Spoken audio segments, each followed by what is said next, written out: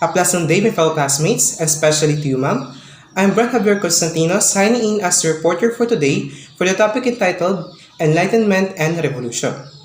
So, before I proceed to the actual content of this topic, let me show you first the learning objectives that you need to take note after the discussion. So, the learning objectives. After the discussion, the students should be able to first, identify the important events that led to the development of the scientific method is still in use today. Second, exhibit an in-depth understanding about the views, key ideas, and advocate reasons as a result of Enlightenment thinking. Third, observe how the Enlightenment spreads in Europe and which a problem-solving approach to government and society prevails in modern civilization today. And lastly, analyze the key concepts and happenings during the American Revolution. So now let's proceed to the first part of this presentation, the scientific revolution. So during the early period, Renaissance as a rebirth of learning started to inspire the spirit of curiosity in many fields as well as the religious movement, which is Reformation, takes place. Another revolution in Europe began, and this changes how the people view the physical world. So in the Middle Ages, maraming mga scholar ang naniniwala that the Earth is the center of the universe, and they believe that the Moon, the Sun, as well as the other planets revolve around the Earth. And this theory is what we call the Earth-centered theory, o mas tinatawag nating geocentric theory. So ano nga ba ang geocentric theory? So geocentric theory is a theory about the Earth-centered universe and it believed that the Earth was an immovable object located at the center of the universe. This idea came from the Aristotle and Ptolemy expanded the theory. So these ancient thinkers, bukod dito, Christianity teachings of God, nagkaroon din sila ng paniniwala na ang Earth ang nasa gitna ng universe. It is because it has a special place and given na ang ating planeta ay ang tanging planeta na may buhay at pwede may mabuhay na tao and other living things, they think that plinis ng Panginoon ang ating planeta as because it has a special place mismo sa universe. So, not until nagkaroon tayo ng new way of thinking. So, ano ba itong new way of thinking na ito? Ito ang tinatawag nating scientific revolution. So, it is a change of European thought. This is a new way of thinking about the natural world. That way was based upon careful observation and willingness accepted beliefs. So, yung mga scholar na iba, they publish books to challenge both the ancient thinkers and the church. And as their new theories mga nilalabas nila, they replace the old assumptions and it develops into what we call scientific revolution. So, maraming mga theories o maraming mga scholars ang mga European scholars, European explorers na nag-travel around the world, specifically sa sa mga continent ng America, Africa, as well as in Asia. And they found out that there are many unknown things where the people inhabits and animals dun sa mismong continent na unknown sa mismong continent nila, which is the Europe. And they found out that they need to search more and to observe about the world.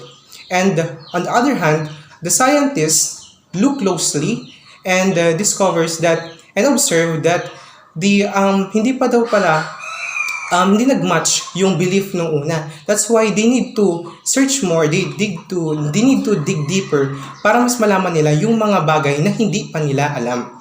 So, inclined in the scientific revolution, accepted scientific thinking came to the field of astronomy, and small groups of scholars questioned the geocentric theory. That's why nagkaroon pa tayo ng isa pang theory na kung tawagin natin ay heliocentric theory. So, ano ba ang heliocentric theory? Ito ang pinagkaiba nito sa geocentric theory.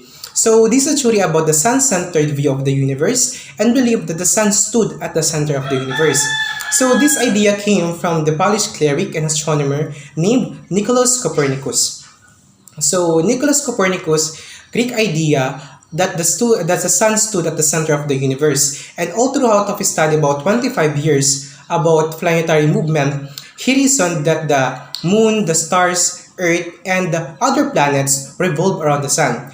But Copernicus didn't have the further explanation about how the planets move the way they did, because he knew that the most scholars and the clergy would reject his theory, given that it will contradict the religious belief or religious view.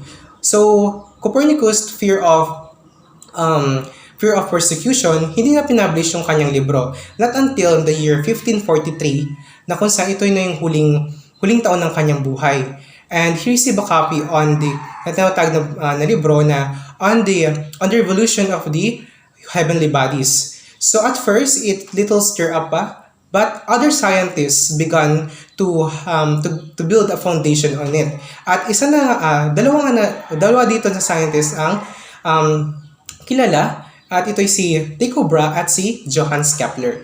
So, sino si Tycho Brahe at Johannes Kepler? So, si Tycho Brahe carefully recorded the movements of the planets. So, as I mentioned earlier, hindi nagkaroon ng further explanation si Copernicus about sa movement ng mga planets. So, with the help of Tycho Brahe, siya mas parang nagkaroon siya ng contribution or nagkaroon siya ng further study to contribute about Copernicus' findings and ideas. So, nagkaroon siya ng ang pag-aaral about sa movements ng planets. So, after his death of ni Tycho Brahe, pinagpatuloy ng kanyang assistant na si Johannes Kepler ang kanyang pag-aaral.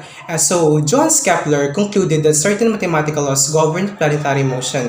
So, speaking of mathematical laws, ginamit ito to show how the Earth or other planets revolve or rotate mismo. Nagro-rotate siya mismo sa orbit, tawag nating optical orbit, at hindi ito sa circle. So, that's why, sa kung ano man yung nalalaman natin sa ngayon, di ba?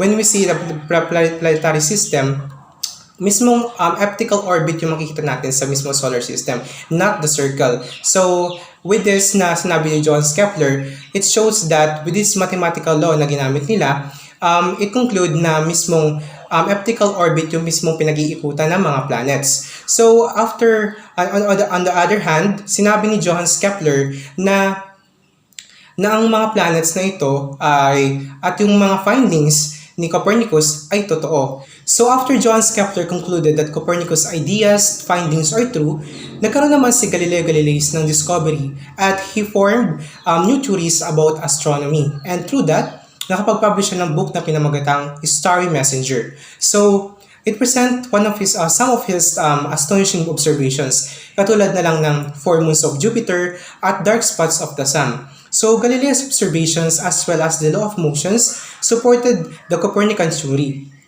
or yung sa mga findings and ideas ni Copernicus. So, dahil dito, naalarma ang mismong simbahan at maging mga Protestant leaders dahil ito ay against sa kanilang teachings and authority.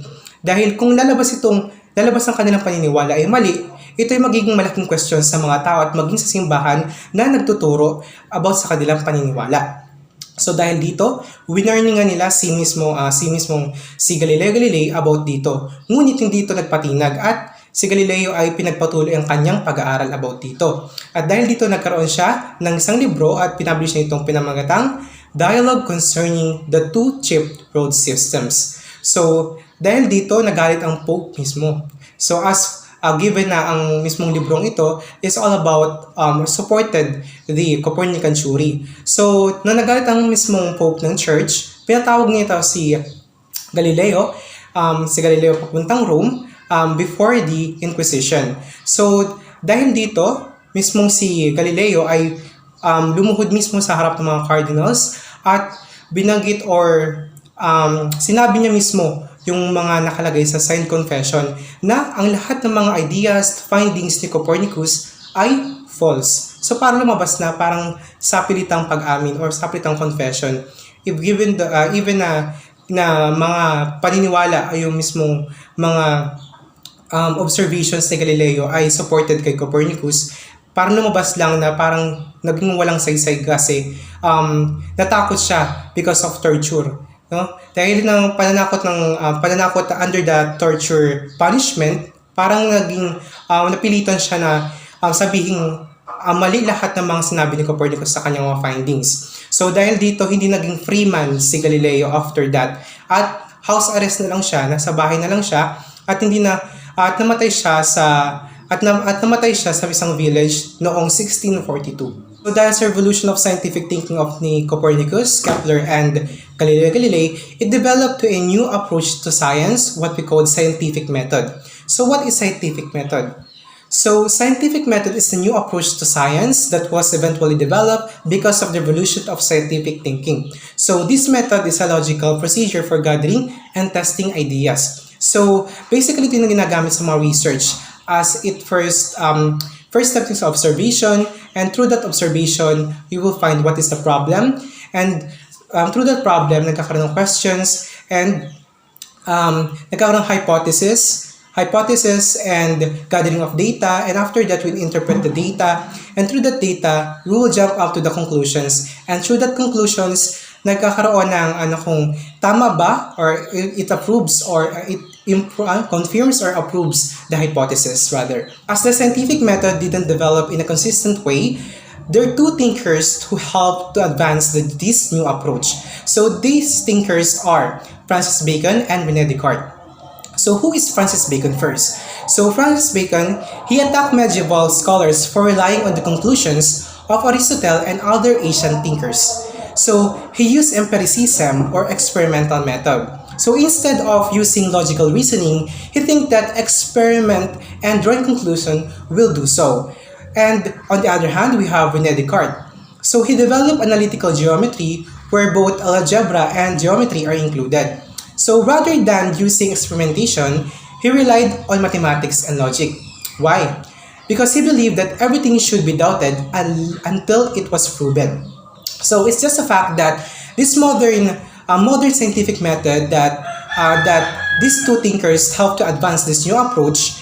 It's just a fact that observation, experimentation, as well as laws that are expressed in terms of mathematics, it will help to understand, or it will give people to understand more about the natural world. So let's move on to Isaac Newton. So Newton's explained the law of gravity. So Isaac Newton explained how the physical laws govern motion both on Earth and in the heavens. So he helped to bring together the breakthroughs of Copernicus, Kepler, and Galileo under the single theory of motion. So he also said that every object in the universe attracts every other object. So it is because Isaac Newton was very certain that physical objects are affected by the same forces. And on the other hand, the degree of attraction depends on the mass of the objects and the distance between them. So that's why nagtataka tayo kung bakit yung ating all the planets, pati ang ating all matters in the earth at maging sa space ay well fixed, and it's because of the law of universal gravitation or the law of gravity. So that's why nagawa siya ng isang libro, pinablish ng isang libro na pinamagatang The Mathematical Principle of Natural Philosophy. At ito ay tumutukoy, or it presents also that the universe was just like a giant clock. Bakit? Dahil ito ay parang nagtutulungan sila, or they will all working together in a different way to express mathematically. So that's why naniniwala din talaga si Isaac Newton na ang mundo ay yung ating universe ay ginawa ng ating Panginoon, and ang God also is the clockmaker that set everything into motion. So next, we have the scientific revolution spreads. So because of careful observation and paggamit ng scientific method, eventually nagbigay ito ng malaking importansya sa iba't ibang fields. Katulad na lamang sa paggawa ng scientific instruments, pagdating sa medicine and human body, at maging sa discoveries in chemistry. So first, we have scientific instruments. So ang mga scientists, in order to invent or to create new tools and instruments, they undergo in terms of the process of scientific method. So that's why nagkaroon tayo ng mga iba't ibang tools, instruments, kagaya na lang the first invented microscope ni Zacharias Janssen, na kauna-unahang ginamit naman ni Anton van Leeuwenhoek to observe bacteria. Kaya din si Evangelista Torricelli, na kung saan siya mismo yung nag-first invent ng mercury barometer. Maging si Gabriel Fahrenheit, na siya mismo nag-invent ng ating kauna-unahang thermometer. At marami pang iba na hindi nabanggit na scientific instruments na kung saan they undergo to the process of scientific method. So now, we have also scientific method also used in terms of medicine and human body. During the Middle Ages, mga doctors noon, mga scientists, parang inaccept nila yung fact ng mga writings ng ng isang Greek physician na kung tawagin ay si Galen. So, sino ba si Galen? Si Galen ay isang nagdadissect siya ng mga katawan ng hayop. Kabilang na lamang dito ang baboy. At hindi siya nagdadissect ng human body because he believes that human anatomy is just the same as the animals. Pero ito ay ginawang parang ang assumptions niya ay mali daw, sabi ni Vesalius. So Vesalius naman, siya mismo naman ay nagdadissect ng mga tao, no? Mga tao na patay na, mga corpse, human corpse, and through that nagkaroon siya ng observations and nakapag-publish siya ng libro. Ito yung tinatawag nating On the Structure of the Human Body, na kung saan nakasala doon yung mga bones, mga organs, at mga muscles ng tao. So, pagdating naman sa medicine, meron naman tayong isang British physician na tawag si Edward Jenner. So, he introduced a vaccine to prevent smallpox. So, through that smallpox, may natawag tayong inoculation. So, inoculation, ito yung pag-i-inject sa tao ng germs to create an immunity to disease, to the disease. So, through that, it is very beneficial.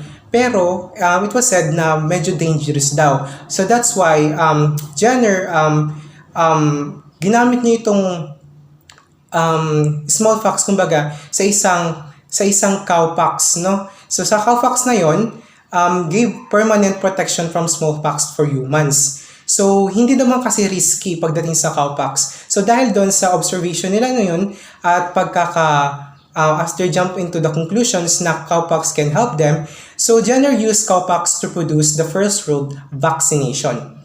So next, after the medicine and the human body, meron naman tayo pagdating sa discoveries in chemistry. So we have Robert Boyle. So si Robert Boyle naman ay gumamit ng scientific method. He is the father of modern chemistry. So challenge niya yung idea ni Aristotle na ang physical world daw ay nagko-compose ng earth, air, water, and fire. Pero sa kanya, he proposed that the matters are composed of small particles na pinagsama-sama.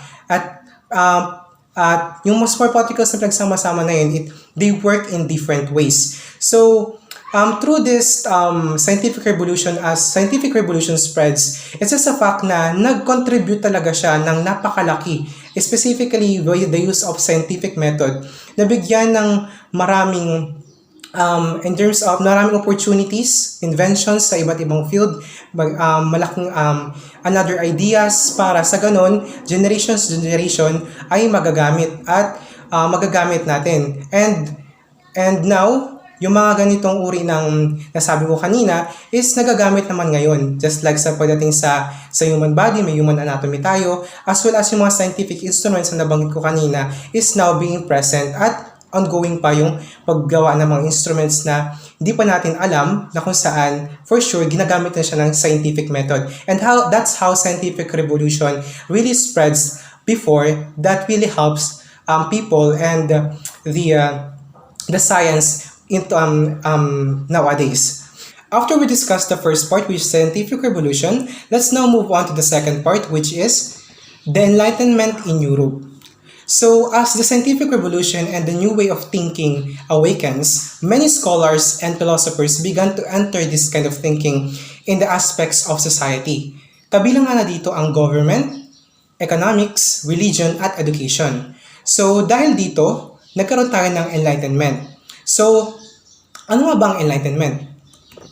So, Enlightenment is a new intellectual movement that stressed reason and thought and the power of the individuals to solve problems. So, this is also known as the Age of Reason. So, dahil dito sa Enlightenment, it really brought a lot of change, lalo na sa Western civilization. Kaya nagkaroon tayo ng two views on government. So, these two views on government is based on how the Enlightenment gives a key ideas for the political thinkers, kagaya ni Thomas Hobbes and John Locke. So, first, we will discuss about Hobbes' social contract. So, Hobbes' social contract. The view which Hobbes argued that to escape such a bleak life, people had to hand over their rights to a strong ruler. So, an agreement by which people created a government, the social contract.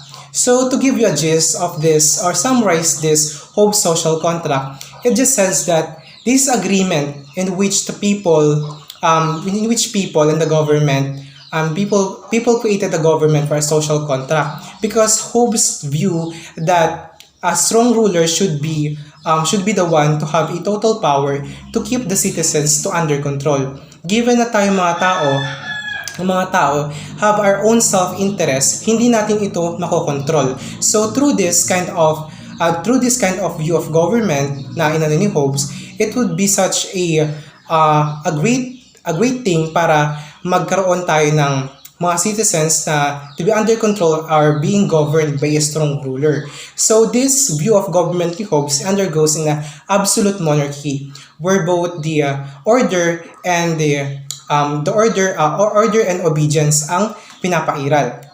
So on the other hand, we have John Locke. So Locke's natural rights. So the view that favored the idea of self-government. He's believed that the government's power comes from the consent of the people and the foundation of modern democracy. So si John Locke, as we know, he has idea of what we call tabula rasa. So tabula rasa means empty mind, in which it's an empty mind, but as days pass by, as years now we are going through a lot of experience, we people became more rational, nagkakaroon tayo ng improvement sa ating sarili, alam na natin kung paano makisama o paano tayo maging free sa lahat ng bagay dito sa mundo. And that's how Locke wants to emphasize, because Locke criticized absolute monarchy and he favored for self-government. It is because for him all people are free and equal, and we have those equal rights. We have light, prosperity, liberty. Yan. So that's why it was said that he believed that the government powers comes from the consent of the people in the foundation of modern democracy. So dapat yung government mismo, yung power niya is because the consent of people. Kung sa kay Hobbes, it is more on a social contract mismo na ginawa mismo ng people and with between the government para sila ay mag-govern and to abide their self-interest.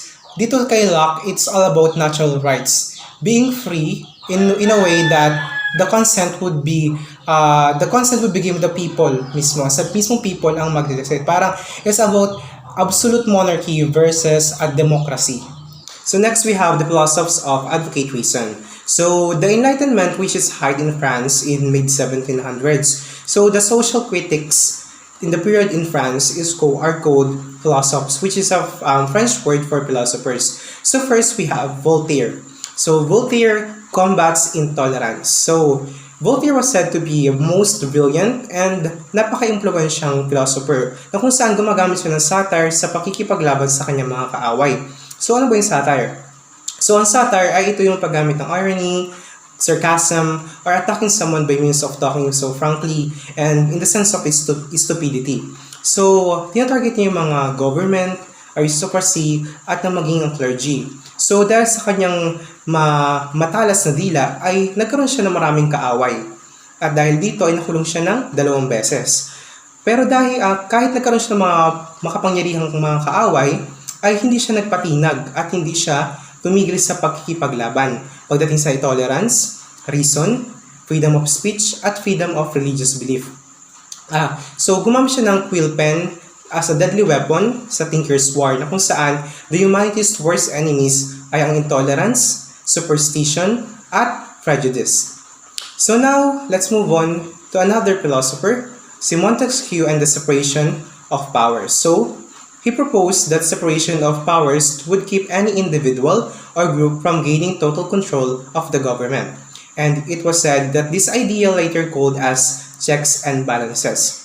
So Montesquieu is a very influential French writer and a philosopher just like Voltaire na kung saan he devoted himself pagdating sa political liberty. So to give you a gist or summarize his idea is about separation or division of powers in the different branches, separation of powers. So as he oversimplified the British system na sinabi niyang napaka the best governed, parang the best governed or the best system sa kanila is yung idea niya ay inilagay niya sa kanyang famous book na on the uh, on the spirit of loss. So, on the spirit of loss na kung saan pinopose niya doon na ang separation of powers would keep any individual or group from gaining total control of the government.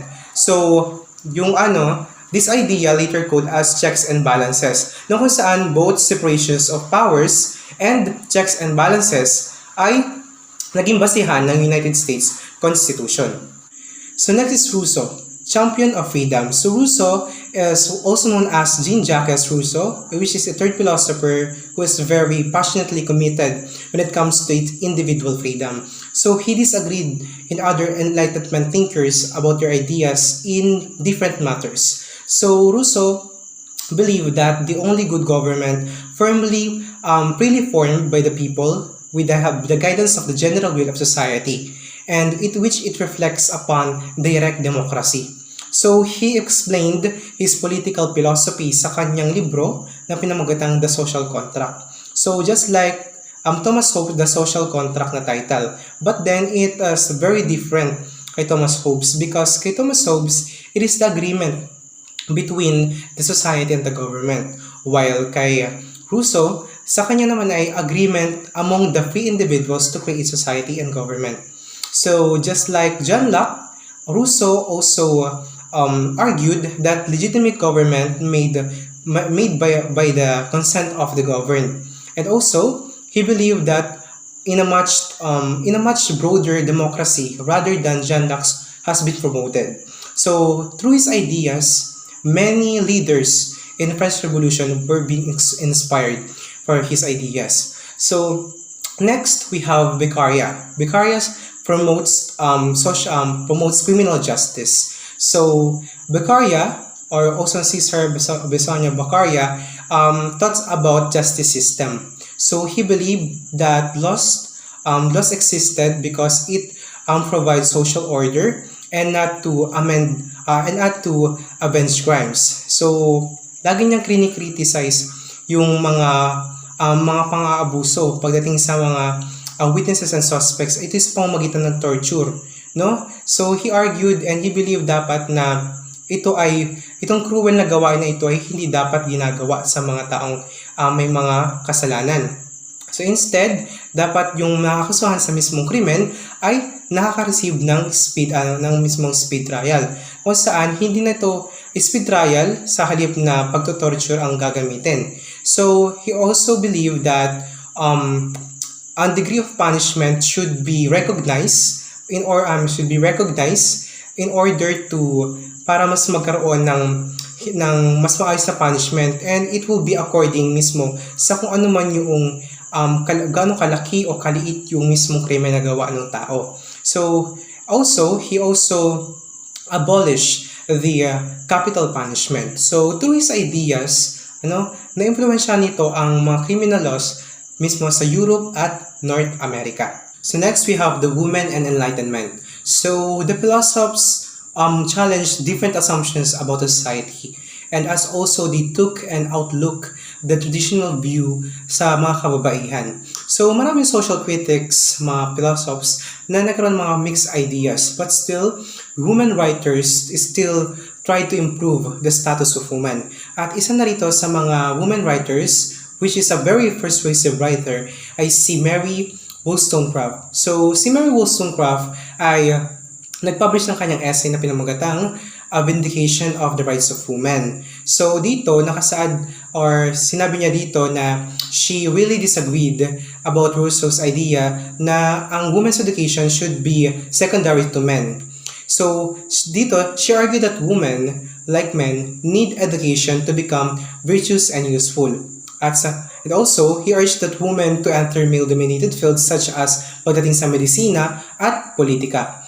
So women made important contributions in spreading the Enlightenment in other ways, like social gathering called salons. So in Paris and in European cities, may mga women, mga wealthy women ang nagtitipon-tipon, or they're in this discussion group for social gatherings code salons. So dito, nagsasama-sama yung mga scientists, philosophers, mga scholars na kung saan nag-discuss sila about your ideas. And through that ideas, they express enlightenment, and outside of their discussion group, na-spread din ito throughout the city sa iba pang mga lugar.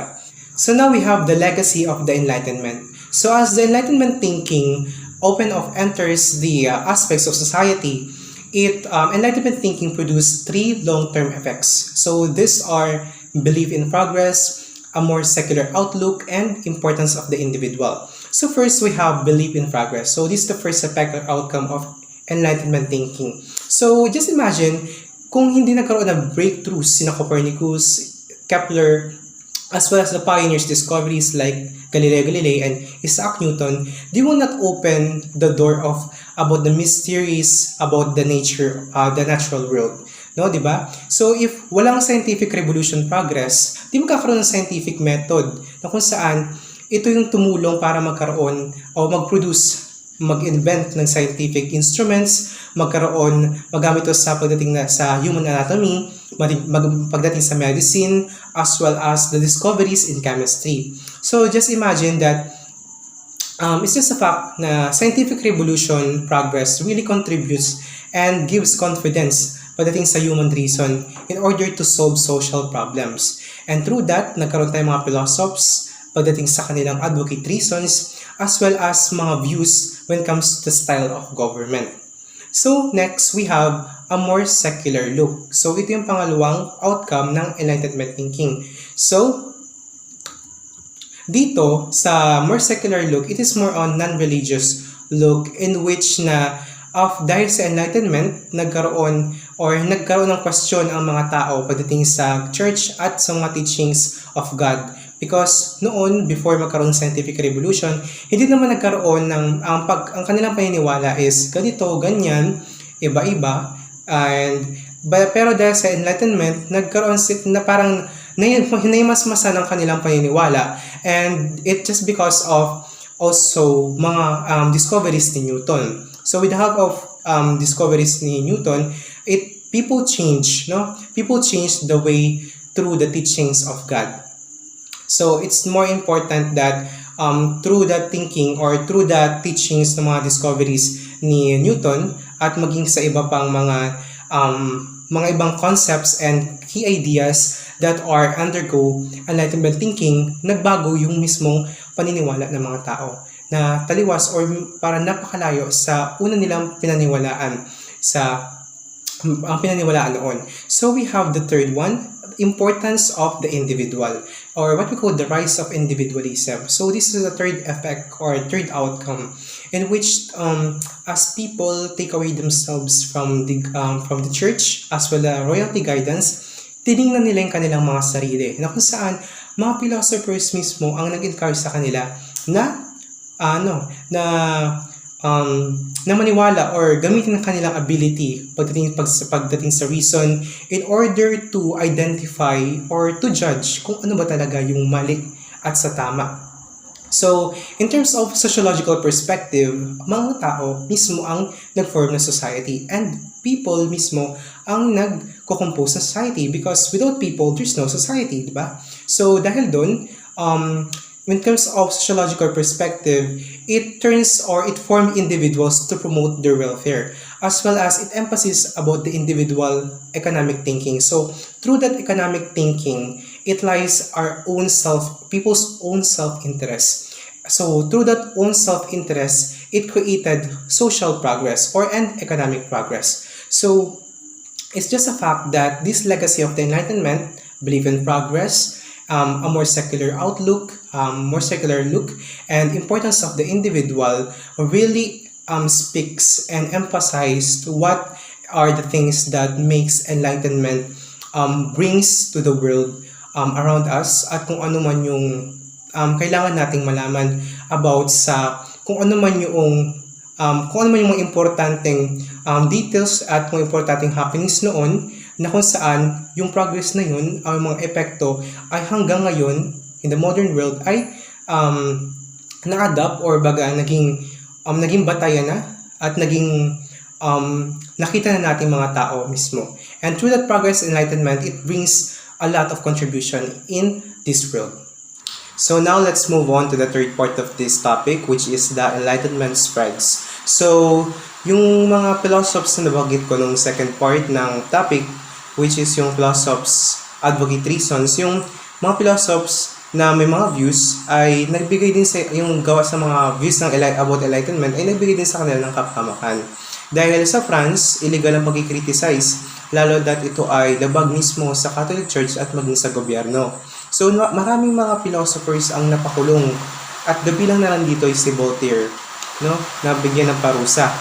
Pero yun pa man ay nagkaroon pa rin ng saysayang enlightenment sapagkat ito ay nag-spread pa rin sa Europe. Ito yung sa pamamagitan ng mga books, newspapers, magazines, at maging sa word of mouth. Ito yung mga nagkakaroon ng kumbaga chismis dito, chismis doon, nagpapalagap ng mga ideas. So, dahil dito, yung mga ideas na ito ay hindi lamang nakaangkla mismo sa pag-iimpluwensya pagdating sa politika, sa society, at sa iba pang aspects nito, kundi pagdating din sa arts, music, literature, at maging sa architecture. So, at gayon pa man, gayon din pala ang mga political sa pagdating sa mga politika or sa mga royal courts.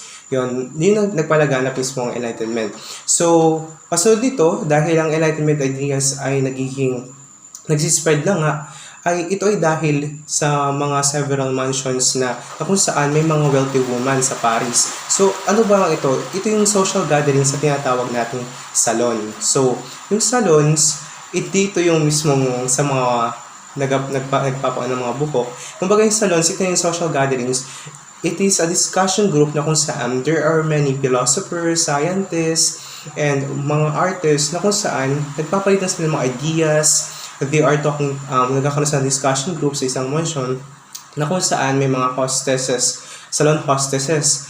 At dito, yung enlightenment thinking ideas ay mas lalong nagsispread, hindi lamang sa iisang lugar, kundi sa mismong nakapaligid dito at mismong, it gradually spreads dun sa mismo sa Europe. So, ang pagdating naman sa pagpapalaganap ng enlightenment ay meron tayong isang tao na mababanggit dito at ito ang the most influential of the Solon hostesses is si Marie Therese Zoffrin. So ito mismo, siya mismo ay fiancé ni Denis Diderot. So si Denis Diderot, siya mismo yung tinulungan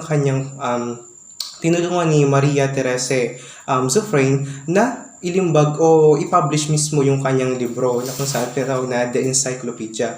So, ano itong The Encyclopedia? Nandito kasi yung mga articles, mga essays ng mga philosophers, which is, ito'y nakabase or it is supported about the Enlightenment thinking. So, dahil itong libro na ito, encyclopedia na ito ay it express Enlightenment thinking and ito ay nagpalaganap lalo ay nagalit mismo ang Catholic Church at maging ang French government. So dahil dito ay binand ang work ni Denis Diderot na The Encyclopedia. Ngunit hindi ito nagpatinag si Diderot dahil pinagpatuloy pa rin niya ito at pinublish niya ang The Encyclopedia. So it's just a fact na parehas both salons and the Encyclopedia of Denis Diderot gives a great contribution in spreading the Enlightenment thinking, the ideas. So just imagine if wala yung mga yun at hindi ito nakatulong, I mean kung wala itong kay Diderot na encyclopedia, walang social gatherings, hindi magsaspread lalo yung about sa enlightenment. So dahil ang enlightenment ideas gawa doon nga kay sa encyclopedia na kung saan nandun articles and essays that views about enlightenment thinking, mas nagpalagana pa ito all throughout the Europe, no?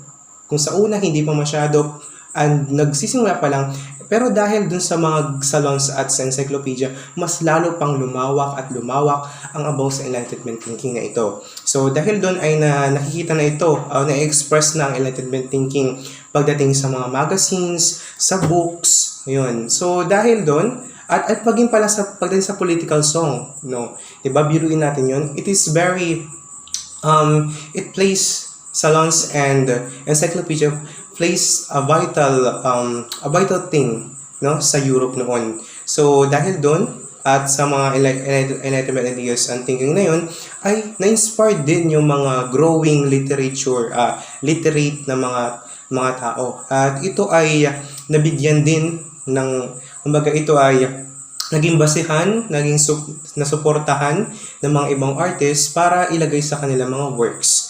So, yun yung mismo naging Salon's Encyclopedia really contribute when it comes to the Enlightenment and how the Enlightenment spreads.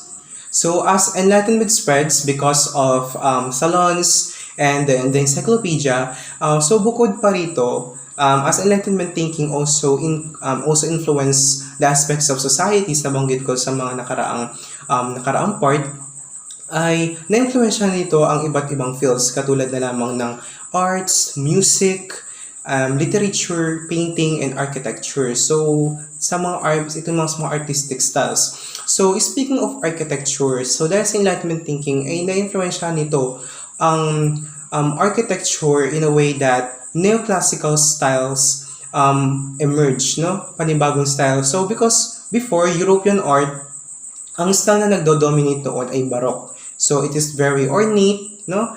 Very elegant din. So, pero dahil nagkaroon ng Enlightenment thinking, nag-spreads ito, so under the Enlightenment thinking, marami nagbago. So, artists and architects to work and find a new idea in which they want a simple but elegant styles na kung saan yung idea na yun ay naborrow nila both Greek and Rome, no? Greek and Rome styles. So, itong artistic style nito na bago ay tinawag na neoclassical or new classical. So, bukod pa rito sa pagdating sa architecture ay Enlightenment thinking also influence both music and literature. So, before, music styles are very dominate when it comes to Europe.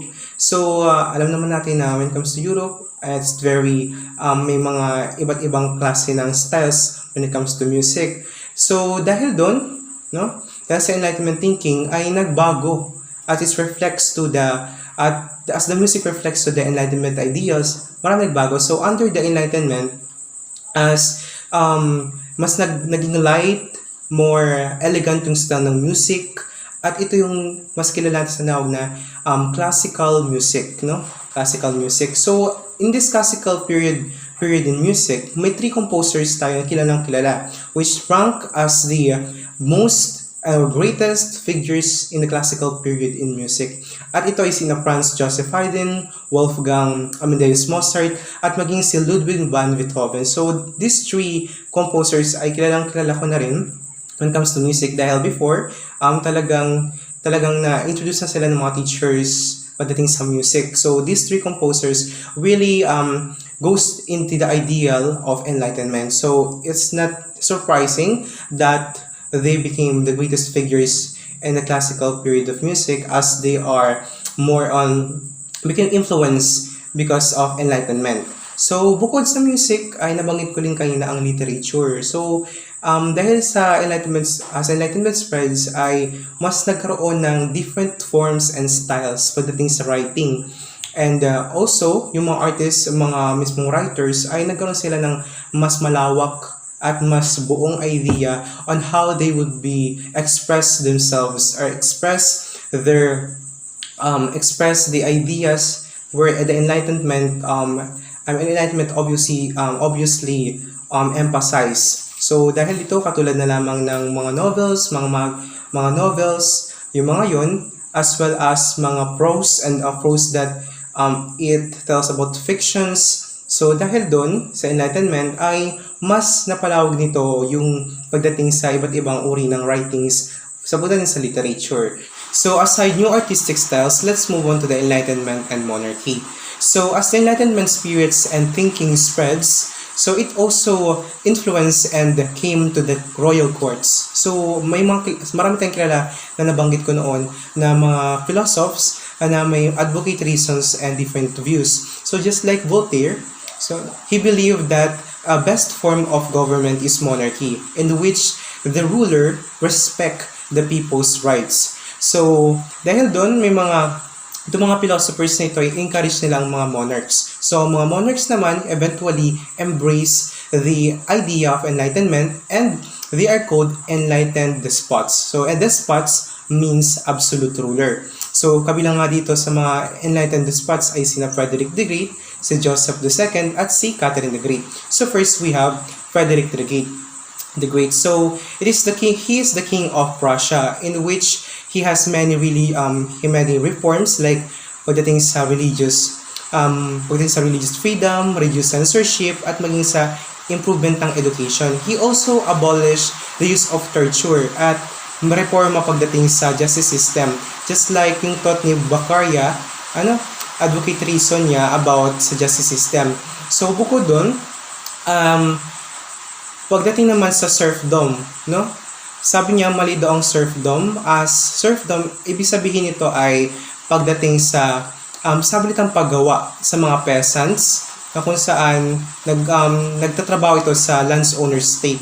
So, ngunit hindi lang ito nagtagal, o hindi niya ito na-end itong serfdom na ito, kasi sinusuportahan din niya ang mga wealthy landowners. So, hindi naman niya bilang isang hari, hindi niya binago yung mismong social order. Pero itong si Frederick the Great, ang pinakang most important contribution niya ay pagdating sa kanyang attitude, no, sa pagiging isang hari. At ito yung the first servant of the state. So ibig sabihin nito, simulat sa pulo talaga, ang pinakang goal talaga niya ay ang mag-serve at to strengthen yung mismong bansa. And yung kanitong attitude ay really appealed to the philosophers, no? Kaya napaka-influential at napakabuting server ni Frederick the Great. So next we have Joseph II. So Joseph II is the most radical royal reformer sa Austria. So sa kanya naman, he introduced legal reforms at pagdating sa mga freedom of the press. So he also supported the freedom of religion, or the freedom of worship rather. So ito yung sa mga Protestants, Orthodox Christianity, at pagdating sa mga Jews. So he also abolished the serfdom, no? Serfdom, and sabi niya is nakapaloob doon sa kanyang reforma na babayaran yung mga peasants ng mismong pera. Pero di lumaon lahat ng kanyang mga reforms, or yung mga reforms na nasabi ko ay hindi na-accomplish, or naging hindi naman talaga nagtagumpay hanggang sa kanyang pagkamatay. So the next enlightened despot is Catherine the Great. So Catherine the Great is the most admired ruler by the philosophers. So she ruled Russia from 762 to 1796. And also she formed commission to review Russia's law and presented it with a brilliant proposal for reforms and based on the ideas of Montesquieu and Beccaria. So as a matter of fact, nagbabasa si Catherine the Great ng about sa mga philosophers, advocate reasons, mga views nila, and also nakikipagpalitan siya ng mga letters kay Voltaire. So, speaking of, Catherine expanded her empire westward into Poland. It was mentioned that the Poland's king ay napakahina. So, in terms of that kind of situation na yun, they take an opportunity in which these three neighboring countries, Russia, and Austria, make a further partitions sa Poland's territory. And yung further partitions na nangyari is that napasa kanila mismo yung territory ng Poland. And eventually, Poland disappeared as an independent country in more than a century. So through that, by the end of her reign, ni Catherine the Great, she vastly enlarged the Russian Empire. And now for the last part of this topic, the American Revolution. Britain and its American colonies. So to give you the gist or the sum up of this small portion, British colonies settled and live in the eastern shore of the North America. So nung naging hari na si George III, ay mas dumami pa mismo yung mga colonies, and their combined population soared from about 250,000 noong 1700s and to 2,150,000 noong 1770. So dahil dito, the colonies thrive on trade with the nations of Europe. So dito, yung mga colonies, habang lumalaki population nila, is that nagkaroon sila new sense of identity. No? New sense of identity, umano mismo sa kanilang kaisipan, panibagong identity, in which 13 colonies, they form their own government, and also they get used to a great degree of independence. So ito mga colonies, they see themselves as less British, but Virginians and Pennsylvanians. Pero ganun pa man, they still the British subjects, and kailangan nilang sumunod sa British law. Nung taong 1651 is itong British Parliament ay nagpasa ng isang law na kung tawagin ay navigation law, na kung saan it prevents or it not allowed the colonies to sell their certain most valuable products sa mga ibang bansa, maliban na lang sa Britain. So dahil dito, nagbayad din sila ng mga colonies ng tax, they pay high taxes to the French and Dutch goods, no? And gayon pa man, kahit paano, itong British policies ay nagbigay ng malaking benepisyo both sa colonies at sa motherland. So itong Britain ay bumibili ng mga American raw materials sa mas mababang halaga, at also they also sold manufactured goods dito sa mga colonies. So next, we have Americans win independence. So to sum up this little portion, noong taong 1754, nagkaroon ng digmaan sa pagitan ng Britain and French sa North American continent. So itong conflict na ito ay tinawag na French and Indian War, na kung saan ito ay nagtagal sa taong 1763. At nanalo dito ang Britain and her colonies, na kung saan they seized all of the French land in North America. So since nagkaroon ng digmaan, so itong Great Britain ran up a huge debt. So since itong American colonies ay nagbe-benefit sa kanilang pagkapanalo sa Great Britain, sa pagkapanalo ng Great Britain is Great Britain expecting na tutulungan sila ng American colonies na magbayad ng kanilang mga kanilang nagastos sa digmaan. So dahil dito, ang parliament ay nagpasa ng isang act na tawagin ay Stamp Act. So according to this law, the colonies should pay a tax to have a stamp for their wills, deeds, newspapers, and other printed materials. So itong mga American colonies ay nagalit. So why? It is because they do not have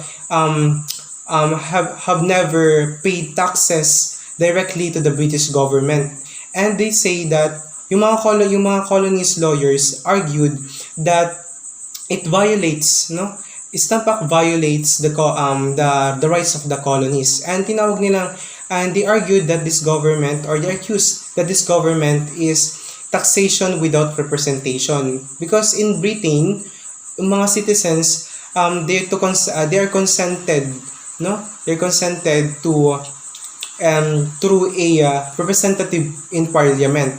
While sa case ng mga colonies, they have no representation in parliament. So that's why they argue that they should not be taxed. So over the century, the hostilities between the two sides grow. So noong taong 1773, bilang pagprotesta sa import tax on tea, ay may mga grupo ng colonies na nagdump ng large load ng British tea sa Boston Harbor. So dahil ito napansin ni George III, ay nagpasya or ipinag-utos agad niya sa mga British Navy na magkaroon o ipasara ang Port of Boston. So dahil sa harsh tactics nito sa mga enemies, mga colonies, ay noong September 1774, itong mga group of colonies maliban sa Georgia ay nagkaroon ng pagpupulong or tinatawag natin First Continental Congress. So itong pagpupulong nito ay bilang pagprotesta sa treatment ng Boston. So dahil nagkaroon ng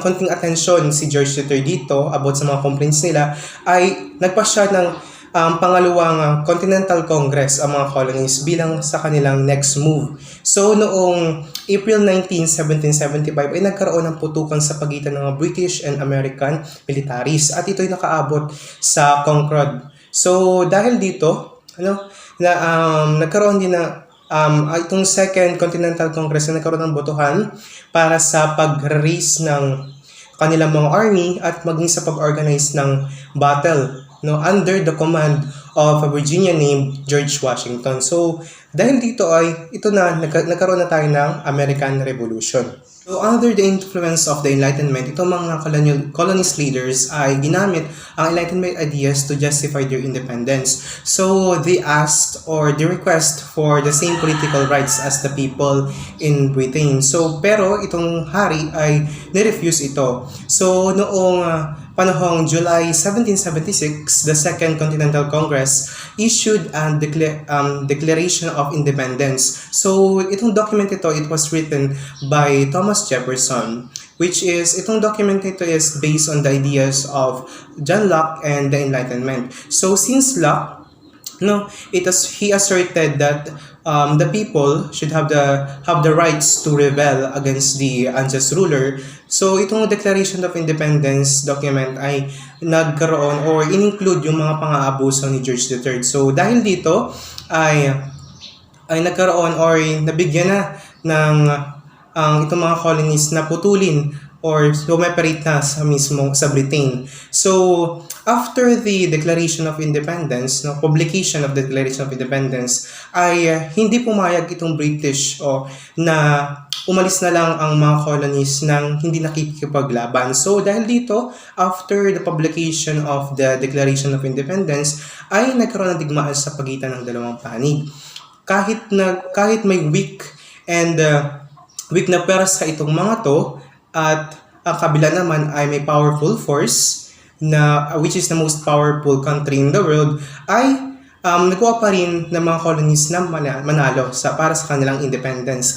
At ito ay na-explain sa iba't ibang reason or for several reasons, katulad na lamang ng Americans' motivation for fighting was much stronger than of the British, since their army was defending their homeland. Second, the overconfident British generals made several mistakes. And third, time itself was on the side of the Americans. And lastly, last reason is that the American did not fight alone. Louis the 16th of France had a little sympathy for the ideals of the American Revolution. And now lastly, we have Americans create a republic.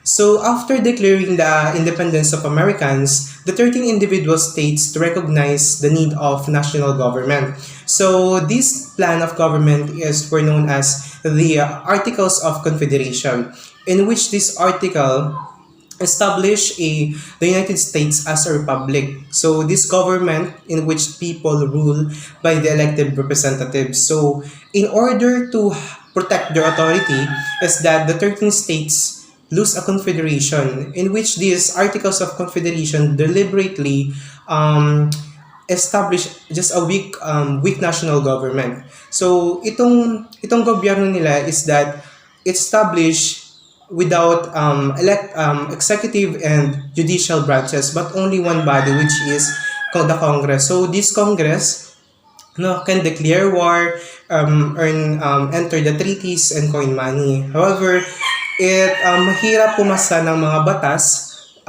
lalo't na kailangan po ito ng approval ng 9 to 13 states. So, dahil doon, may limitado yung power ng national government, nagkaroon ito ng maraming mga problema, not until the colonial leaders recognized the need of strong national government.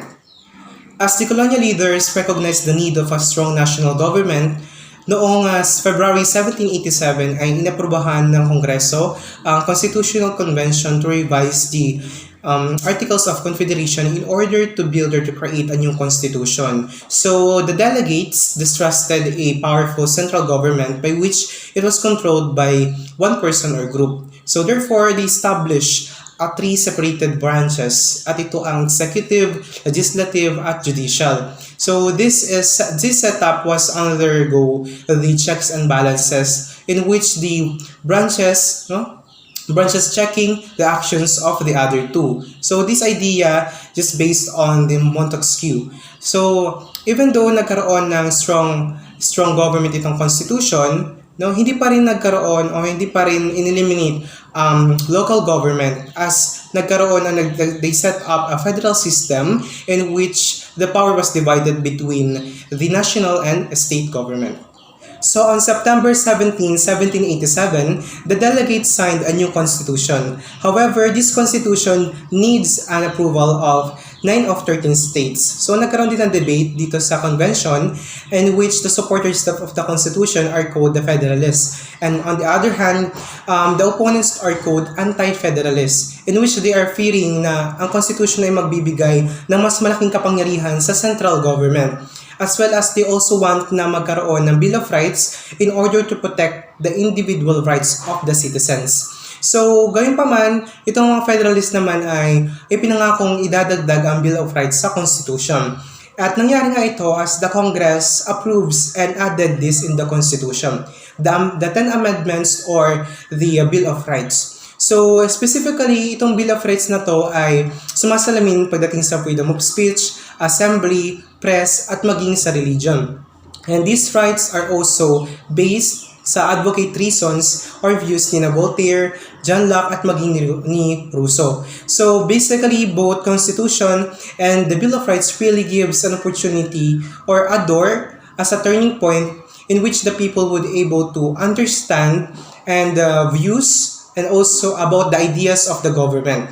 So generally, no, the Enlightenment thinking really gives a huge contribution pagdating sa different aspects of society, government, economics, religion, at maging sa education. So, this will be the end of my presentation. Thank you for listening and watching, and I hope you take notes about the scientific revolution, how the Enlightenment spreads in Europe, how the Enlightenment influenced Europe, and also about American Revolution. So again, thank you to all of you. God bless and keep safe.